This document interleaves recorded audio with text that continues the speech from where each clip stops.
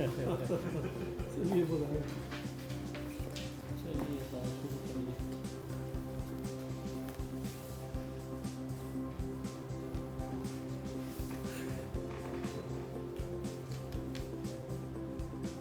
We can start. लेकिन start है MOU पहले साइन करते हैं, साइन इलेक्शन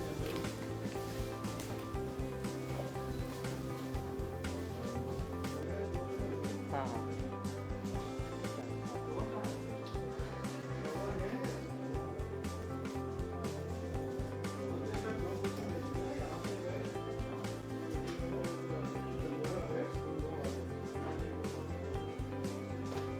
इधर आ जाए, हम लोग पीछे खड़े हो जाएंगे।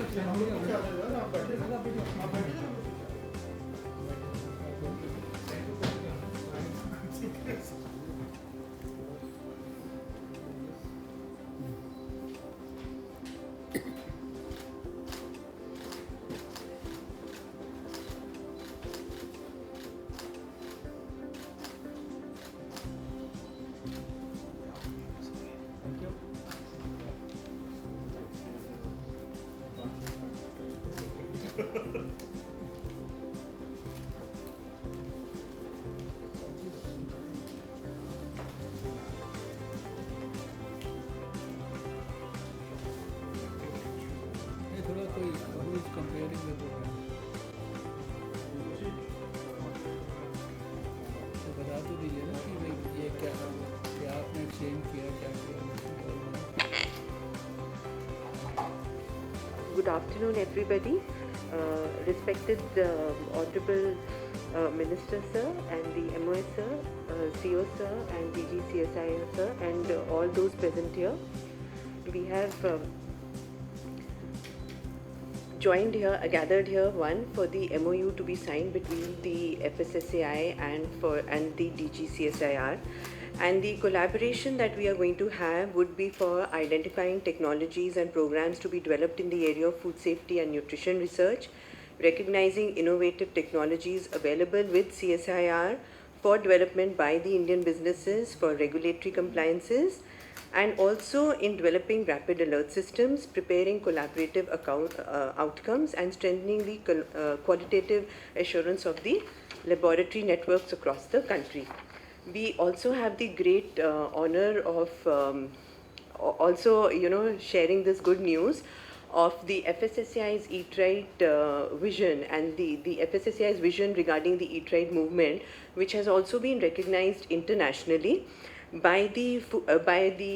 Rockefeller Foundation, the Second Muse and Open IDEO,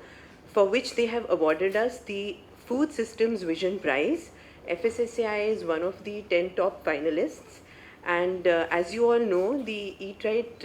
India movement is based on the 3 pillars of Eat Safe, Eat Healthy and Sustainability. So I would now request the Honorable MOS to share a few words with us, sir. आदरणीय केंद्रीय स्वास्थ्य मंत्री doctor Harshvardhan जी, यहाँ उपस्थित हमारे additional secretary Shri single जी और अन्य सभी पदाधिकारीगण, मैं फूड सिस्टम के इस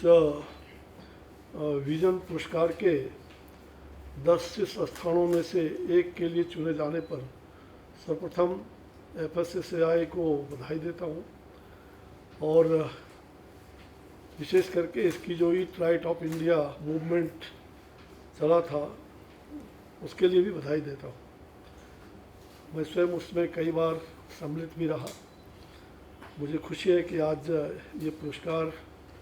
आप सबको प्राप्त हुआ है, इसके लिए स्वास्थ्य विभाग को भी गौरव है। प्राधिकरण को यह स्थान 1300 से भी अधिक अंतर्राष्ट्रीय और प्रविष्टियों में से मिला है। ये खुशी की बात है। 2050 में पुनः उत्पादी और पोषक आहार के भविष्य के संबंध में इनका युगबोध वास्तव में सराहनीय है। 2050 की नई खाद्य प्रणाली को जैविक, स्वास्थ्यकर, पोषक आधारित स्थानीय, मौसमी और देशी खाद्यों की मांग में बढ़ावा देखने को अवश्य में मिलेगा। साथ ही जलवायु के अनुकूल खाद्य उत्पाद और साथ ही खाद्य और जल संसाधनों का संरक्षण, खाद्य प्रणाली में खाद्य की क्षति में कमी, आत्मनिर्भर स्थानीय अर्थव्यवस्थाओं के लिए लघु स्तरीय उत्पादन इकाइयों में बढ़ोतरी, पैकेज बंदी के पर्यावरण मित्र विकल्पों का प्रयोग, अपशिष्ट सामग्री की रिसाइकलिंग और उसके पुनः प्रयोग पर अधिक बल देखने को भी मिलेगा। खाद्य उत्पादन, प्रसंस्करण, वितरण, गुणवत्ता और स्रोत के ढूंढ निकालने की योग्यता तथा उपभोक्ताओं में खान पान की जो सही व्यवस्था है उसको उनकी आदतें डालने में, उसके प्रयोजन में उन्हें सशक्त बनाने हेतु प्रौद्योगिकी का उपयोग अधिक महत्वपूर्ण भी हो जाएगा। जहाँ तक लोगों को पृथ्वी के लिए लाभकर आयुर्वेद, हम सभी जानते हैं कि जो सृष्टि के आदिकाल से आयुर्वेद से प्राप्त जो हमारे पारंपरिक कौशल और प्राचीन खाद्य प्रणालियाँ अपनाई गई हैं वह श्रेष्ठकर है। इस नई खाद्य प्रणाली से इन उपायों को कार्यान्वित करने और स्थानीय तथा ग्रामीण, विशेषकर महिला केंद्रित अर्थव्यवस्थाओं को विविध प्रकार के रोजगार के नए अवसर उपलब्ध होंगे। साथ ही आर्थिक विकास की भी प्रगति होगी, लैंगिक समानता भी उसमें से बढ़ेगी। इस पूर्वानुमान को चरितार्थ करने के लिए अनेक कदम भी उठाए जा रहे हैं और इसे ज़मीनी स्तर पर लागू करने के लिए सहभागिताएँ भी सुनिश्चित करनी है। मुझे लग रहा है कि खाद्य और पोषण तथा उपभोक्ता की सुरक्षा के नूतन समाधानों के लिए विशेष करके अनुसंधान और सूचना का प्रसार मुख्य क्षेत्र है, जिनके लिए FSSAI, CSI और CSIR जिनके साथ आज समझौते ज्ञापन पर हस्ताक्षर भी हुआ है। तो मुझे खुशी है कि इन सभी नोडल प्रयोगशालाओं CFTRI और RI, IITR और IHBT का सहयोग लेकर कार्य कर सकेंगे और यह इस सहभागिता के तहत भारत में खाद्य सुरक्षा को सशक्त बनाने का एक कारगर कदम उठाया जाएगा। इस दिशा में आज का यह बहुत ही सराहनीय है। सुरक्षा के क्षेत्र में अनुसंधान के लिए विकसित की जाने वाली प्रौद्योगिकियों और कार्यक्रमों के पारंपरिक सहयोग से पहचान की जाएगी। इसके बाद सरकारी कार्यक्रमों में सहायता करने के लिए CSIR के पास पहले ही उपलब्ध जो नूतन प्रौद्योगिकियों को भारतीय कारोबार द्वारा उपयोग हेतु मान्य करेगी। खाद्य के उपभोग, जैविक खतरे की घटनाओं और उनकी व्यापकता, खाद्य संदूषकों, खाद्य उत्पादों में विभिन्न संदूषकों के अपशिष्टों, भावी खतरों की पहचान करने और उन्हें कम करने की जो इकट्ठे किए जाएंगे और उनका पारस्परिक मिलान भी किया जाएगा। इस सहभागिता के तहत खाद्य आधारित सर्वेक्षणों और अनुसंधान गतिविधियों के परिणामों के बारे में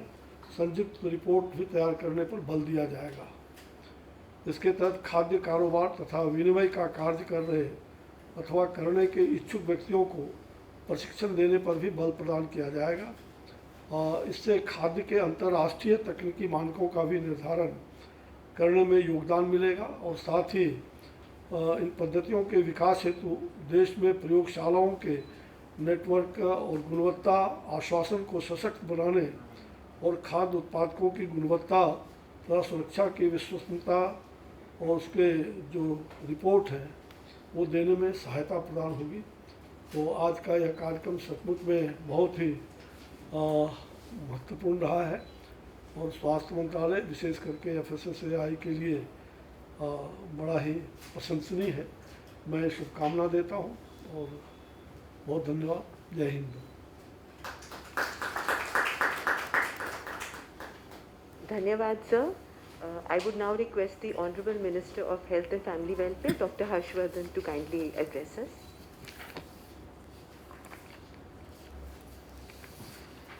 आज के इस अत्यंत महत्वपूर्ण कार्यक्रम में उपस्थित कुछ लोग फिज़िकली मेरे साथ यहाँ इस कॉन्फ्रेंस हॉल में उपस्थित हैं कुछ लोग। मैं देख रहा हूँ कि डिजिटली हम लोगों के साथ जुड़े हैं। रीता तेवतिया जी जो चेयरपर्सन है FSSAI की, अरुण सिंघल जी CEO FSSAI यहाँ पर हैं, डॉक्टर शेखर मांडे CSIR के DG, doctor RP Singh ji chief scientist and head PPD CSIR, doctor Vandana Bisht principal scientist CSIR and nodal contact for this MOU, doctor N Bhaskar adviser standards FSSAI, miss Inoshi Sharma जो director हैं SBCD की FSSAI में, जो कार्यक्रम को कंपेयर कर रही हैं। रुचिका जी भी शायद यहाँ पर हैं, और बहुत सारे जो सामने हमें दिखाई दे रहे हैं दूर से, ये बहुत महत्वपूर्ण देश की CSIR के लेबॉर्ट्रीज़ के डायरेक्टर्स जो आज इस कार्यक्रम में जुड़े हैं। Central food technology research institute Mysore के director doctor Raghav Rao, CSIR institute of Himalayan bio resources technology Palampur के डॉक्टर संजय कुमार, इसी तरह से Indian institute of toxicology research Lucknow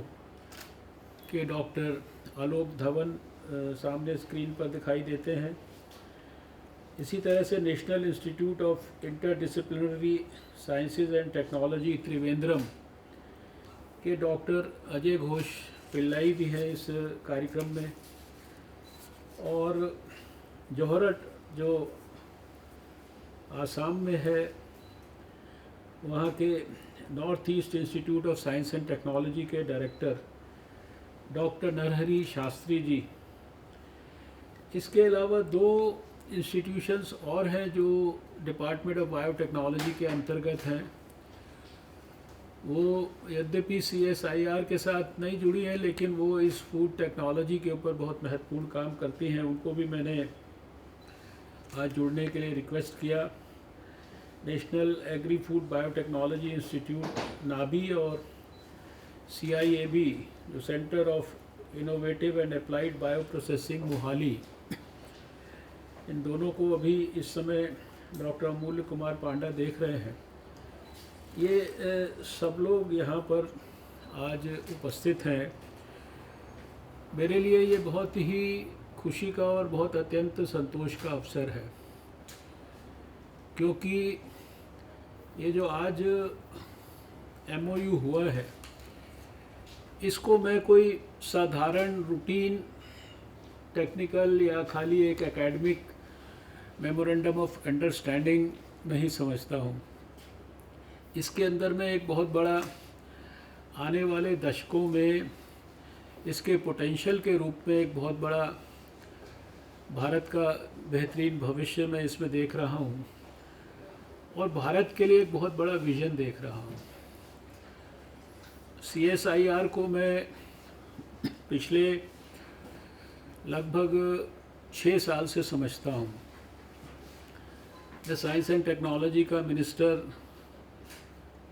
9 नवंबर 2014 को बना था, और अब लगभग नवंबर के महीने में 6 साल पूरे होंगे। और साइंस एंड टेक्नोलॉजी मंत्रालय का एक जो बड़ा मेजर कंपोनेंट है वो CSIR है, जिसको हम council for scientific and industrial research के नाम से जानते हैं। और इस संस्थान की देश में 38 लेबॉर्ट्रीज़ हैं। इसका जन्म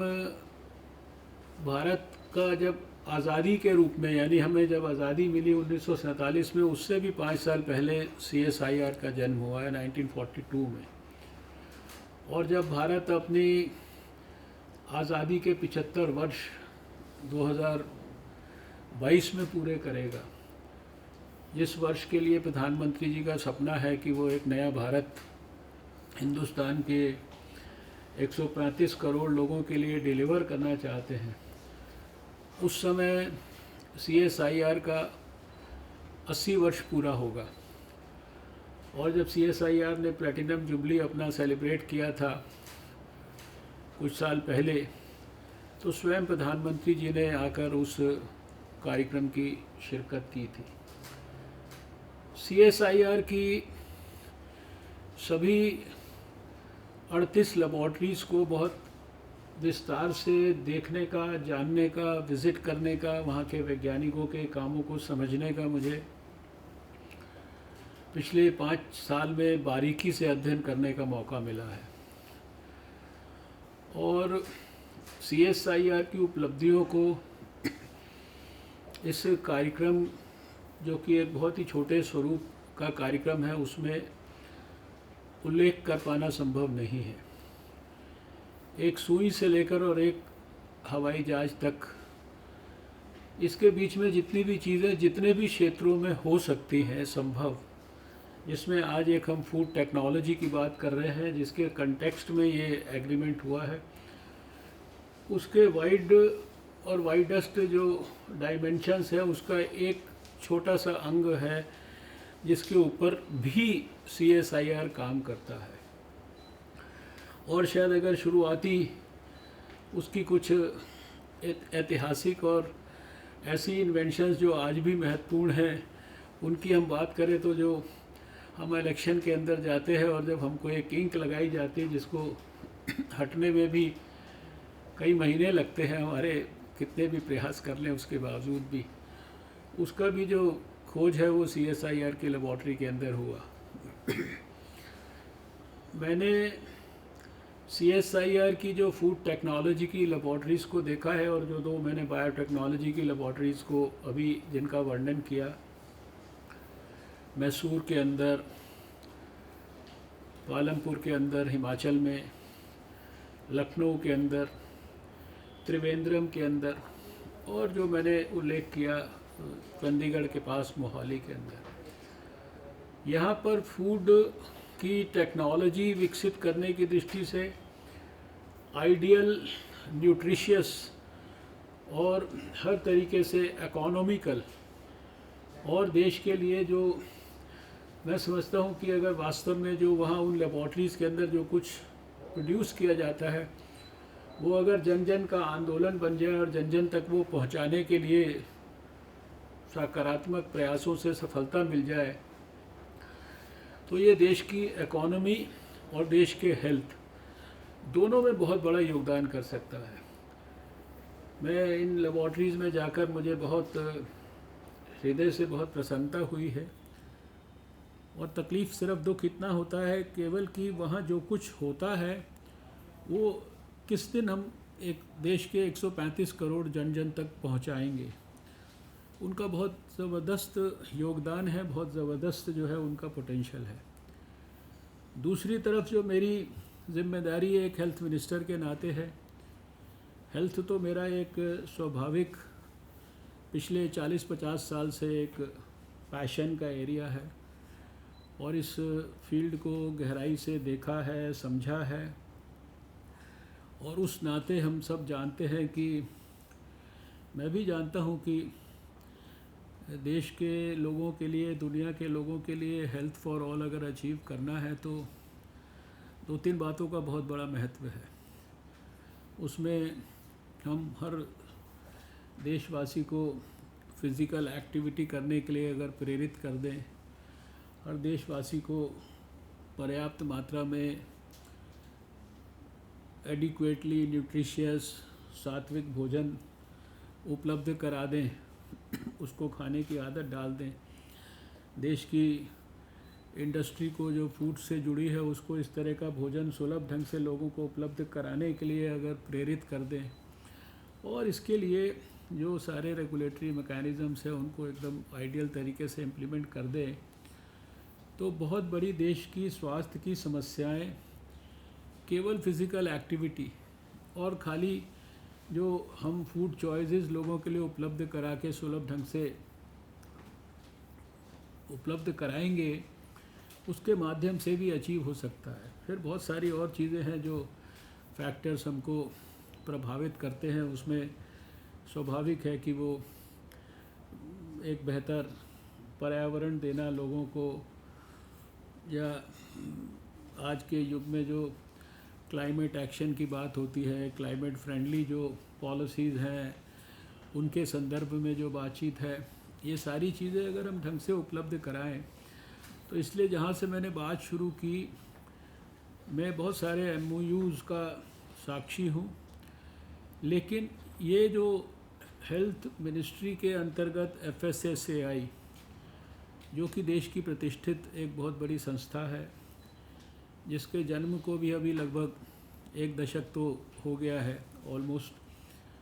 भले ही फूड सेफ्टी एक्ट 2005 के आसपास बना था, लेकिन 2010 के बाद 2011 से 10 साल से ये FSSAI देश के लिए काम कर रहा है। FSSAI को दूर से मैंने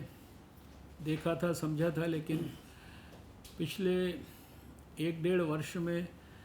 और नज़दीक से FSSAI को देखने का, जानने का स्वाभाविक रूप से मौका मिला है। और FSSAI के द्वारा जो हम लोगों ने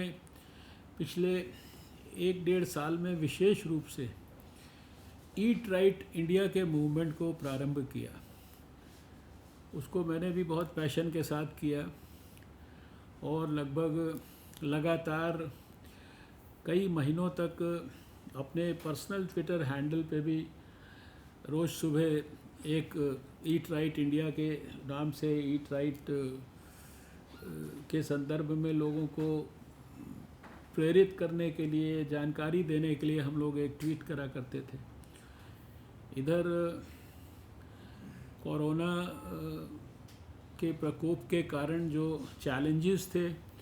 उन चैलेंजेस को देखते हुए, उसकी प्राथमिकता को देखते हुए हम लोगों ने वो जो ईट राइट इंडिया के कैंपेन से जुड़ा हुआ जो ट्विटर के ऊपर कैंपेन था, उसको निश्चित रूप से एक टेम्परेरी विराम दिया। लेकिन ईट राइट इंडिया की गतिविधियों में किसी भी प्रकार का कोई हम लोगों ने कमी नहीं छोड़ी। FSSAI के द्वारा देश में जो ईट राइट इंडिया को एक बड़ा आंदोलन बनाना, उसके लिए सभी संबंधित स्टेक होल्डर्स को एजुकेट करना, मोटिवेट करना, और इस स्तर तक भी हम गए हैं कि देश के हज़ारों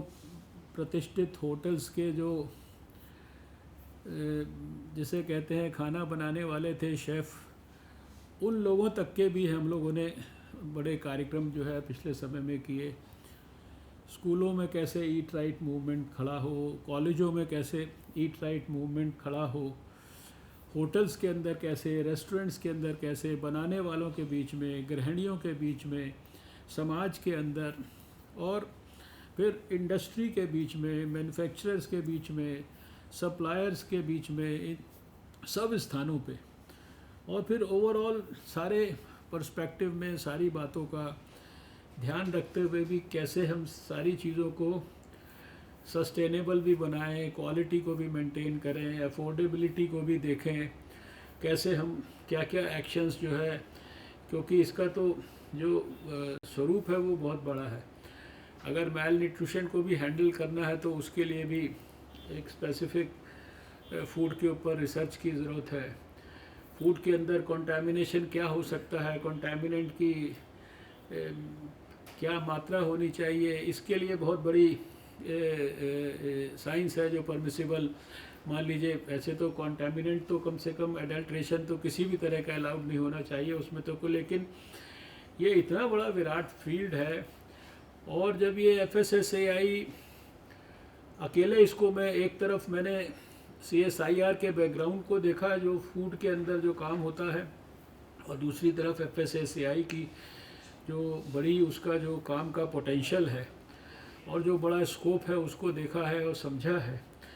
उसके लिए फिर किस प्रकार से फूड टेस्टिंग की लेबॉर्ट्रीज़ हैं, दूसरे इश्यूज़ हैं, तो ये शायद एक बहुत ही अपॉर्चुन मूवमेंट के ऊपर एक दो बड़ी संस्थाएं आपस में काम कर रहे हैं। CSIR का तो बहुत बड़ा विराट स्वरूप है, लेकिन FSSAI का जो काम का जो स्वरूप है वो बहुत बड़ा विराट है, क्योंकि उनको 135 करोड़ लोगों को सुलभ ढंग से जो है ये इंश्योर करना है कि जो फूड लोगों के लिए उपलब्ध हो। अगर वो फूड ठीक होगा, उसमें हमारा विज़न ठीक होगा,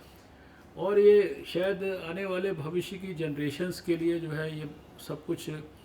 तय करना बहुत इम्पोर्टेंट है। इसलिए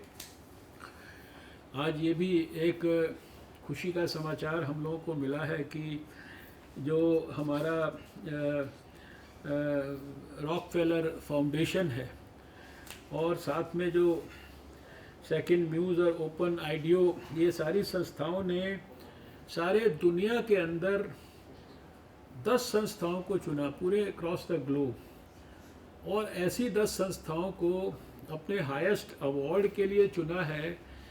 जिनके बारे में वो आज ये सोच रहे हैं, विश्लेषण कर रहे हैं कि ये संस्थाएं शायद 2050 का जो विज़न हो सकता है, रीजनरेटिव और नरिशिंग फूड सारे देश और दुनिया को उपलब्ध कराने के बारे में, और 2005 के विज़न के हिसाब से जो संस्थाएं आज काम कर रही हैं, जिनके बारे में हम नहीं, रॉकफेलर फाउंडेशन और दूसरे लोग सोचते हैं, और ऐसी दुनिया की 10 संस्थाएं कौन सी हो सकती हैं। तो उसमें उन्होंने हमें ये FSSAI को ये सौभाग्य दिया है, इसकी हमें जानकारी मिली है। औपचारिक घोषणाएं तो वो संस्थाएं ही जो है उसके करेंगी, और काफ़ी बड़ा इसका जो प्राइज़ है, प्राइज़ का अमाउंट भी है, वो अमाउंट इतना महत्वपूर्ण नहीं है, लेकिन विज़न 2050 के लिए है, उसके लिए सिलेक्शन किया गया है 2020 में भारत की FSSAI को का। तो ये मैं समझता हूँ कि बहुत बड़ी एक हम सब के लिए बहुत सफलता की बात है। हमको सबको याद है कि पिछले समय में, पिछले साल जब शायद इसी साल के शुरुआत में, जब इस पूरे रीजन के, साउथ ईस्ट एशिया रीजन के सारे हेल्थ मिनिस्टर्स यहाँ इकट्ठा हुए थे दिल्ली में, और WHO के फोरम के ऊपर जो है सारे स्वास्थ्य से जुड़े हुए विषयों की चर्चा हुई थी, तो रीजनल डायरेक्टर WHO की उपस्थिति में सारे जो रीजन के हेल्थ मिनिस्टर्स हैं, उन्होंने हमारे ईट राइट इंडिया मूवमेंट को, उसके बहुत सारे महत्वपूर्ण पहलुओं को अपने सामने जो है उन्होंने उनको ओपन अप होते हुए देखा था, और एक तरह का संकल्प लिया था कि इसको हम सारे रीजन के अंदर जो है, पूरे साउथ ईस्ट एशिया रीजन में एक बड़ा मूवमेंट हम इसको बनाएंगे। तो आज इन CSI और DBT की इंस्टीट्यूशंस के बारे में मैं आपको, जो FSSAI के लोग हैं, उनको मैं इतना कहना चाहता हूँ कि इन ऑर्गेनाइजेशंस की आपके काम में उपयोगिता और आपके काम का जो विराट स्वरूप आप अपने भविष्य में देखते हो, उसको इम्प्लीमेंट कराने में जो उसकी उपयोगिता है, वो ना तो आप मेरे भाषण को सुनकर उसके महत्व को एप्रिशिएट कर पाएंगे, ना उनके कामों का डिस्क्रिप्शन पढ़कर समझ पाएंगे, लेकिन जो भी आपका कोर ग्रुप है FSSAI का, अरुण सिंघल जी के नेतृत्व में ये जो 5-6 लेबॉर्ट्रीज़ मैंने जिनकी चर्चा की है, you start from Palampur and Mysore, और उसके बाद फिर आप एक दफ़ा त्रिवेंद्रम के अंदर भी जाके देखें, टॉक्सिकोलॉजी के एस्पेक्ट्स हैं तो उसके लिए लखनऊ में भी जाएं, और मोहाली में जो 2 इंस्टीट्यूशंस हैं वहाँ पर जो बनाया जाता है फूड्स जिस प्रकार के, उनकी जो न्यूट्रिटिव वैल्यूज़ जिस तरह की हैं, और सारे देश के अंदर जो इकोनॉमिक कंसिडरेशंस को ध्यान में रखकर भी अगर उनका जो सामान है उसकी हम उपयोगिता को एसेस करेंगे, तो फिर शायद आपको दोनों को मिलकर इस MOU का मैक्सिमम फ़ायदा कैसे हो सकता है। मतलब for all practical purposes from today onwards, if FSSAI and the food technology related laboratories working within the domain of CSIR and some in biotechnology, if they start working with total, I would say, total marriage of the two organizations with a vision for 2050, और उसके लिए कुछ चीज़ें आप अपने लिए निश्चित करें, 2022 के लिए टारगेट तय करें, क्योंकि 2020 और 22 के बीच में 2 साल का पीरियड बहुत बड़ा पीरियड है। लेबॉर्ट्रीज़ में जो काम हो रहा है और आपकी जो एस्पिरेशंस हैं और जो हमारी एस्पिरेशंस का भारत 2022 का या 2050 का है, उसमें देश के लोगों के लिए और ख़ासकर यंग जनरेशन के लिए, बच्चों के लिए कैसे हम सब कुछ स्वास्थ्यवर्धक, कैसे हम सब कुछ न्यूट्रिटिव वैल्यूज़ वाला, और कैसे ये सारी चीज़ें इकोनॉमी, एनवायरनमेंट, क्लाइमेट और फिर जितना फूड के साथ और जुड़े हुए इश्यूज़ हैं, कोई फूड की वेस्टेज का इशू है, फूड के प्रोडक्शन में वाटर के कंजर्वेशन का इशू है, कोई लैंड के कंजर्वेशन के इश्यूज़ है, बहुत सारे रिलेटेड इश्यूज़ हैं। इन सब पे एक बहुत ही बड़े मनोयोग से हमको सबको काम करने की ज़रूरत है, और इसलिए आज का ये जो दिन है 7 अगस्त 2020, ये आज का दिन वास्तव में ऐतिहासिक बन जाए, इसके ऊपर आप सब मिलके काम करें। खाली MOU साइन हुआ है ये इम्पोर्टेंट नहीं है, इसकी जो भावना है उसको कैसे हमने मूर्त रूप देना है, कैसे इम्प्लीमेंट करना है, और इसकी जो भावना का जो स्कोप है उसको दिन प्रतिदिन कैसे एनलार्ज करना है, इसके ऊपर हमें काम करना है। तो मैं इन्हीं शब्दों के साथ पुनः FSSAI को बधाई भी देता हूँ, और मुझे औपचारिक तौर पर ये मैं मीडिया को जानकारी ज़रूर दे रहा हूँ कि ये बहुत बड़ा प्राइज़ जो है ये FSSAI के लिए रॉकफेलर फाउंडेशन ने तय किया है। इसकी औपचारिक घोषणा निश्चित रूप से जानकारी उन्हीं संस्थाओं की ओर से मिलेगी, लेकिन भारत की ओर से हम उन संस्थाओं ने चूँकि हम लोगों को जानकारी दी है, इसीलिए हम लोग भी मीडिया से शेयर कर रहे हैं। हम FSSAI की ओर से उनको हृदय से बहुत बहुत आभार व्यक्त करते हैं, और ये हम बड़े विश्वास के साथ कह सकते हैं कि पहले से ही बहुत विजनरी तरीके से हमारा FSSAI eat right India campaign के अंदर काम कर रहा है। देश के लोगों से भी मैं इस अवसर पर अपील करना चाहता हूँ कि ईट राइट इंडिया कैंपेन ये कोई सरकार का कैंपेन नहीं है, ये समाज का कैंपेन है, ये देश का कैंपेन है, ये नौजवानों का कैंपेन है, ये फूड से जुड़े हुए हर उस व्यक्ति, संस्था, इंसान, मैन्युफैक्चरर, टेक्नोलॉजी वाला,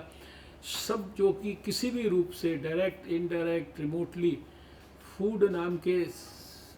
शब्द के साथ जुड़े हैं, ये ईट राइट इंडिया उन सब का कैंपेन है। ये सरकारी कैंपेन नहीं है, ये कोई टेक्नोलॉजिकल कैंपेन नहीं है, ये एक प्रकार से देश की सेवा के लिए एक बहुत बड़ा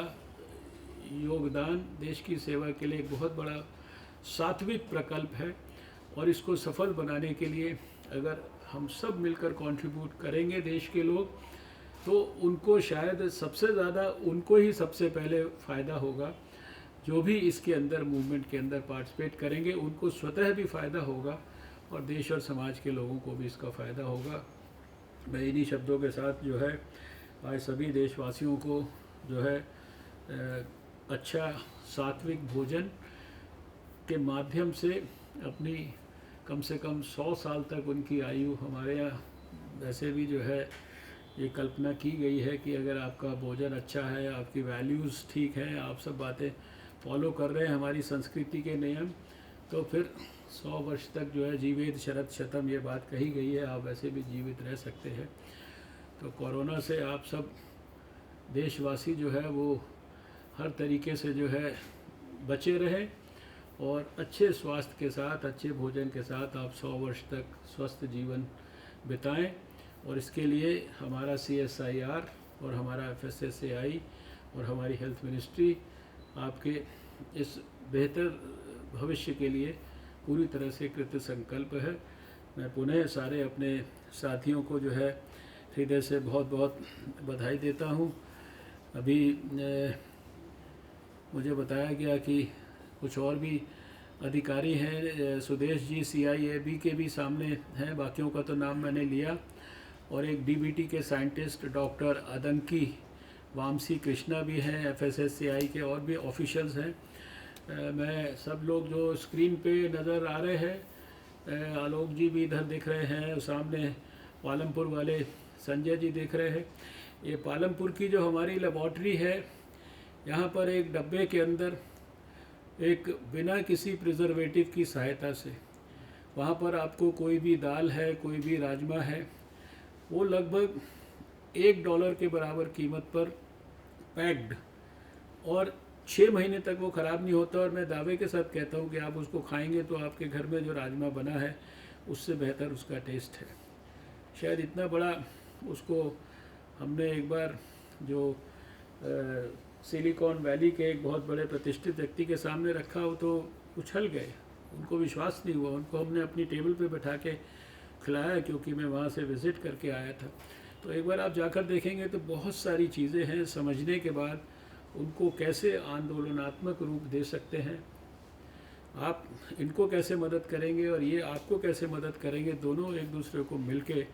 हम एक नया इतिहास बना सकते हैं। बहुत बहुत धन्यवाद।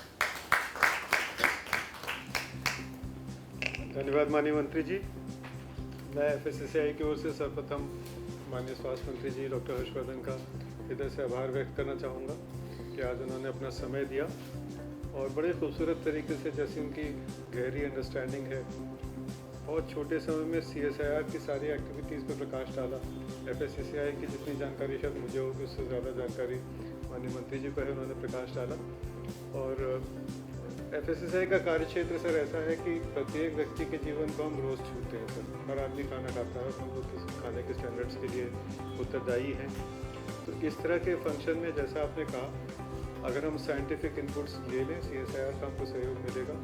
तो बहुत सारा सुधार लाया जा सकता है। हम लोग पूरा प्रयास करेंगे सर, आपने जो अपेक्षा व्यक्त की है उस पर खरा उतरने की। और साथ ही साथ सर, जो विजन 2050 का आपने जिक्र किया सर, जिसके लिए आज एक सम्मान मिला है देश को, उसमें सर केवल FSSAI या केवल एक विभाग का काम नहीं है। जब हम सस्टेनेबिलिटी की बात करते हैं तो एग्रीकल्चर का भी उसमें अंग है, उसमें एनिमल हस्बेंड्री का भी अंग है। तो बहुत सारे विभागों के सहयोग से और पूरी जनता के सहयोग से वो कार्य होगा। तो कुछ ही दिनों में सर आपसे निवेदन करेंगे, एक मीटिंग आपके लेवल पे कराना चाहेंगे सर, जिसमें अन्य विभाग के लोग भी आएँ और 2050 की जो विज़न बना के भेजी गई है उसका एक प्रस्तुतिकरण हम लोग करेंगे, उस पर चिंतन करेंगे। क्योंकि रॉकफेलर फाउंडेशन ने बताया कि सितंबर के बाद 3 महीने तक इस विज़न को और इम्प्रूव किया जाएगा और फिर उसके बाद फाइनल का चयन होगा। तो उस प्रक्रिया में सर आपसे निवेदन करेंगे कि एक मीटिंग जिसमें कई सारे विभाग के लोग आएंगे और गहन चर्चा इसके ऊपर होगी सर, उसके लिए आपसे निवेदन करेंगे सर। माननीय राज्य मंत्री जी के बहुत आभारी हैं हम लोग, बड़े विस्तार से उन्होंने बताया कि ये जो सहयोग आज शुरू हुआ है CSIR के साथ, इससे क्या क्या परिणाम होंगे। सस्टेनेबिलिटी का आपने सर जिक्र किया, तो सस्टेनेबिलिटी और जो हमारा ईट राइट मूवमेंट है सर, इसके 3 अंग हम लोग मानते हैं, eat safe, eat healthy and eat sustainable. तो सस्टेनेबिलिटी एक बड़ा महत्वपूर्ण अंग है हमारे सारे कार्यक्रम का। हम लोग प्रयास करेंगे कि आगे आगे भी उस पर भी अच्छा काम करें सर। डॉक्टर रीता तिवतिया जी जो हमारी अध्यक्ष हैं, वो स्क्रीन पे मुझे दिखाई दे रही हैं FSSAI से। हम लोग को उनका मार्गदर्शन सदैव प्राप्त होता रहता है, हम बहुत आभारी हैं, उनका आभार व्यक्त करेंगे। DG CSIR और CSIR के सारे साइंटिस्ट डॉक्टर RP सिंह और जो नोडल ऑफिसर थे doctor Vandana Besh, we are grateful to you. जितने कोलीग्स पार्टिसिपेट कर रहे हैं इस वीडियो कॉन्फ्रेंस में, मेरे FSSAI के कोलीग्स, उन सब की मेहनत इसमें गई है, तो उनको मैं आभार व्यक्त करूँगा। और जितने पत्रकार बंधु देख रहे हैं, आपसे हमारा हमेशा निवेदन रहता है कि फूड सेफ्टी के काम में आप सहयोग दें और जन जन तक हमारी बात को ले जाएं, जन आंदोलन फूड सेफ्टी को बनाएं। हमेशा आपका सहयोग मिलता रहा है, उसके लिए हम आभारी हैं, आगे भी आपका सहयोग चाहेंगे। सर, आपने हम लोगों के सामने बहुत सुंदर विचार प्रकट किए आप दोनों ने, और मैं सिर्फ इतना कहना चाहूँगा सर इसके बाद कि FSSAI और CSIR दोनों एकजुट कर इस काम को आगे बढ़ाने में पूरी सच रहेगी। मैं CSIR की ओर से FSSAI का अभिनंदन करना चाहता हूँ आपके रॉकफेलर अवार्ड के लिए, और मैं समझता हूँ कि आने वाले कई वर्षों में सर, जैसे आपने कहा कि 2050 तक जो आपने जो लक्ष्य रखा है हमारे सामने में, उसके लिए हम लोग पूरे सच रहे काम करेंगे। बहुत बहुत धन्यवाद सर आपको।